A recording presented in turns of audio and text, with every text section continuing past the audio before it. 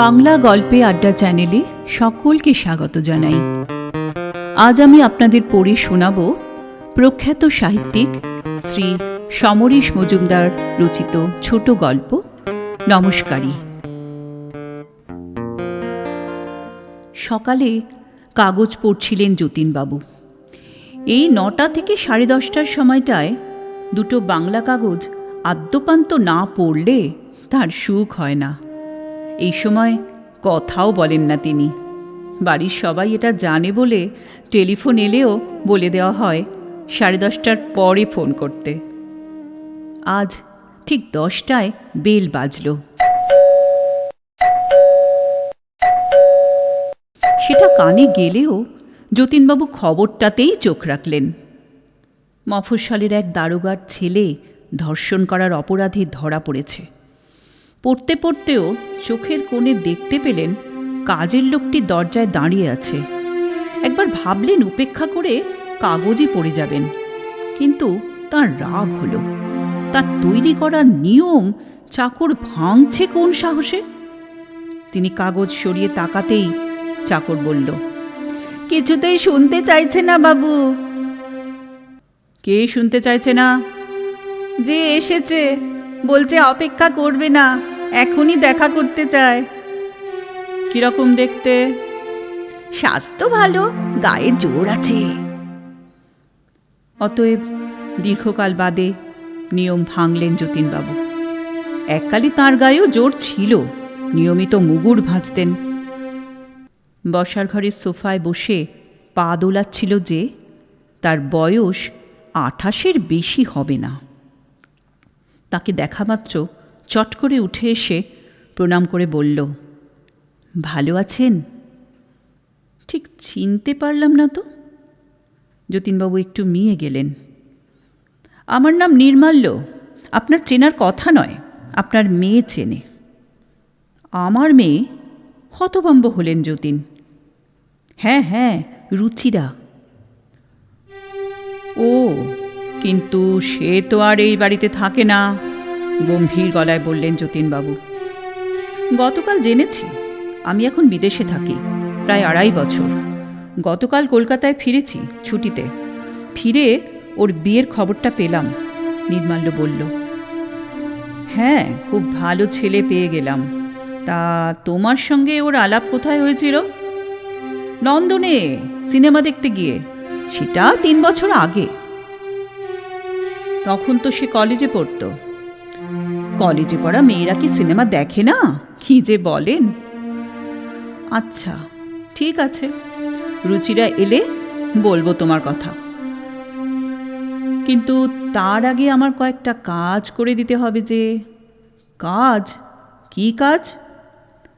রুচিরার কাছে আমার একটা আংটি আছে, বেশি দামি না, 2000 টাকায় কিনেছিলাম। 2.5 বছর আগে বিদেশ যাওয়ার আগে ওকে দিয়েছিলাম। সে কি, আংটি দিয়েছিলে কেন? আশ্চর্য, একজন আর একজনকে কেন আংটি দেয়? যতীনবাবুর মাথা ভোঁ ভোঁ করতে লাগলো। তুমি লায়ার, ফ্রড, মিথ্যে কথা বলছো। Get out, get out from here, চিৎকার করলেন তিনি। তার গলা কানে যেতে স্ত্রী ছুটে এলেন দরজায় উদ্বেগে। নির্মাল্য হাসল। আমি মিথ্যুক বা বুজরুক নই।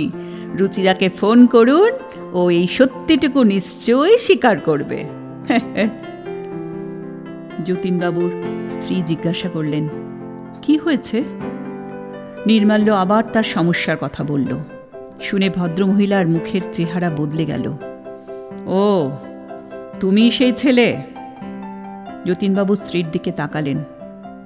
তার মানে তুমি ওকে চেনো? না মানে। কি মানে করছো? স্ত্রীকে ধমকালেন যতীনবাবু। ওর বিয়ের কথা উঠতে আপত্তি করেছিল খুব। তোমার ভয়ে রাজি হয়েছিল। তার সঙ্গে এর সম্পর্ক কি? তখন আমাকে বলেছিল একজনের সঙ্গে বন্ধুত্ব হয়েছে, কিন্তু সেই ছেলে বিদেশে গিয়েছে। যতীনবাবু স্ত্রী বলা মাত্র নির্মাল্য মাথা নাড়ল। শুধু এটুকু? ও তখনই আমাকে বিয়ে করতে চেয়েছিল। বলেছিল দরকার হলে আমার সঙ্গে গাছের তলাতেও থাকবে। আমি তখন সামান্য মাইনে চাকরি করতাম, হঠাৎ সুযোগ পেয়ে বিদেশে যাই। যাওয়ার আগে কথা হয় ওখানে সেটেলড হলে আমি এসে ওকে বিয়ে করব। সে কারণেই ফিরেছি। ফিরে শুনলাম ওর বিয়ে হয়ে গিয়েছে, আর আপনি তার জন্য দায়ী। যাকে, এখন আর এসব বলে কি লাভ? আমার আংটিটা ফেরত দিতে বলুন ওকে। এখন ওর স্বামী আছে, আমার আংটি কি ওর রাখা উচিত? নির্মাল্য বলল। যতীনবাবু হুকুম করলেন স্ত্রীকে, মেয়েকে ফোন করো, সত্যি কিনা জিজ্ঞাসা করো এখনই। যতীনবাবুর স্ত্রী বললেন, টেলিফোনে এসব বলা কি ঠিক? ওদের আবার একই লাইনে অনেক টেলিফোন। যতীনবাবু নির্মাল্যর দিকে তাকালেন। ঠিক আছে, যদি সত্যি হয় তাহলে তুমি ওটা পেয়ে যাবে।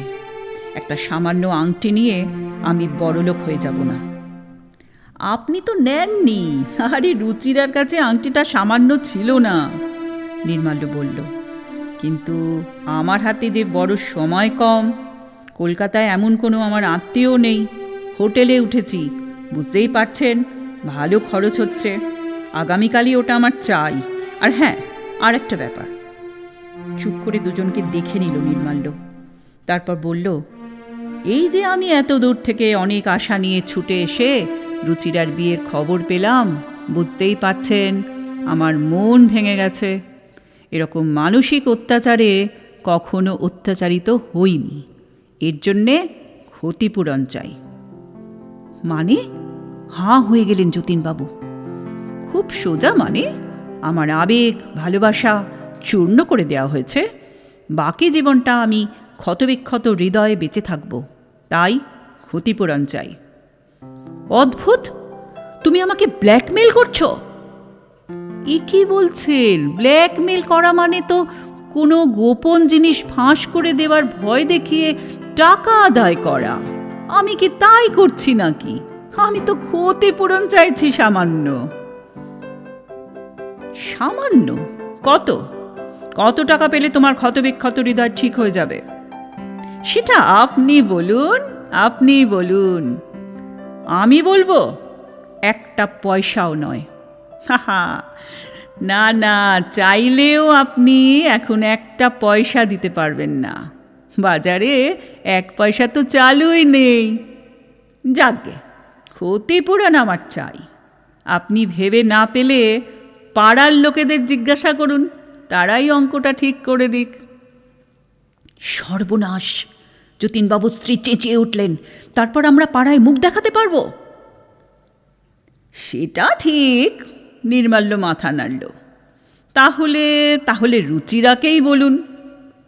যতীনবাবু কড়া গলায় বললেন, যদি তোমার প্রস্তাবে রাজি না হই। এ কি বলছেন? বিনা দোষে চাকরি করে বরখাস্ত করলে যে কোনো কোম্পানি ক্ষতিপূরণ দেয়, আপনি দেবেন না? তবে বেশি দেরি করবেন না। আমার পক্ষে বেশি দিন হোটেলে থাকা সম্ভব নয়। পরশু আসবো, ঠিক আছে তো? না, আংটি পেলে পাঠিয়ে দেব। হোটেলের নাম কি? দিয়ে যাও।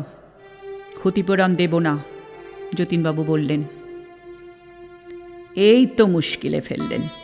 আমি যদি রুচিরার বাড়িতে গিয়ে এসব বলি, তাহলে অভিযোগ করবেন ব্ল্যাকমেল করছি। ভেবে দেখুন। আপনার ফোন নাম্বার কিন্তু আমার কাছে আছে, আমি পরে ফোন করব, কেমন? নমস্কার জানিয়ে চলে গেল নির্মাল্য। স্বামী স্ত্রী কিছুক্ষণ মুখ বুজে রইলেন। তারপর যতীনবাবু কথা বললেন, ছি ছি ছি ছি। যতীনবাবুর স্ত্রী তাকালেন। কি মেয়ে পেটে ধরেছিলে দেখো, সেটা কি আমার দোষ? তোমার মেয়ে প্রেম করে আংটি নিয়েছে, ভাবা যায়? চুপ করো, আজকালকার ছেলেমেয়েরা ওরকম করেই থাকে। তবে ক্ষতিপূরণের কথা এই প্রথম শুনলাম। আমি রুচিকে ফোন করে বলছি আজই এখানে আসতে। যতীনবাবুর স্ত্রী উঠে গেলেন। বিকেলে মেয়ে এলো হাসি মুখে, বলল, কি ব্যাপার, এমন তাড়া লাগালে কেন গো আসার জন্য? প্রশান্ত ফেরার পথে আমাকে নিয়ে যাবে। যতীনবাবু বললেন, বসো, সিট হিয়ার। রুচিরা বলল, বাবা, কি হয়েছে? নির্মাল্য বলে কাউকে চেনো? যতীনবাবুর প্রশ্ন। নির্মাল্য? হ্যাঁ, আমার খুব ভালো বন্ধু, আমি ওর কাছে গ্রেটফুল। গ্রেটফুল? রাগ চেপে রাখলেন যতীনবাবু। হোয়াই? আমার সঙ্গে বছর 3 আগে ওর বন্ধুত্ব হয়। তখন আমি বিয়ে করতে চেয়েছিলাম, তুমি রাজি হবে না জানতাম, তবু ও তখন বিয়ে করতে চায়নি, বিদেশে চাকরি নিয়ে চলে গেল। না গেলে কি সর্বনাশ যে হয়ে যেত। সর্বনাশ কেন হতো? তাহলে কি আমি প্রশান্তকে পেতাম? প্রশান্তর কত বড় মন, বিশাল চাকরি করে। আমার কথা শোনে, 3 বছর আগে নির্মাল্যর কিছুই ছিল না, উল্টে আমাকে শাসন করত। ও বাইরে চলে গেল বলেই তো তোমাদের কথায় বিয়ে করতে রাজি হলাম প্রশান্তকে। এই জন্যে আমি ওর কাছে গ্রেটফুল। প্রশান্ত যদি জানে সব। জানে মানে? সব জানে। ও বলেছে কোনোদিন নির্মাল্যের সঙ্গে দেখা হলে তাকে ডিনার খাইয়ে দেবে। হাসল রুচিরা।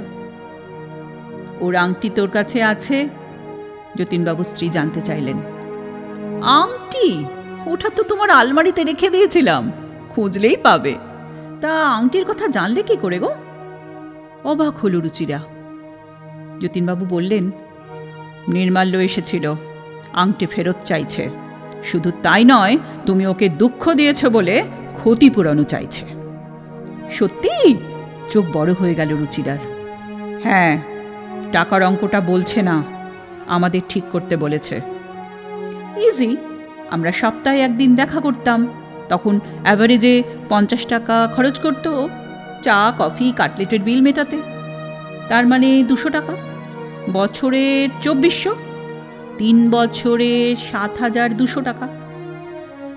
7200 টাকা পেলে ওর হৃদয় ঠিক হয়ে যাবে?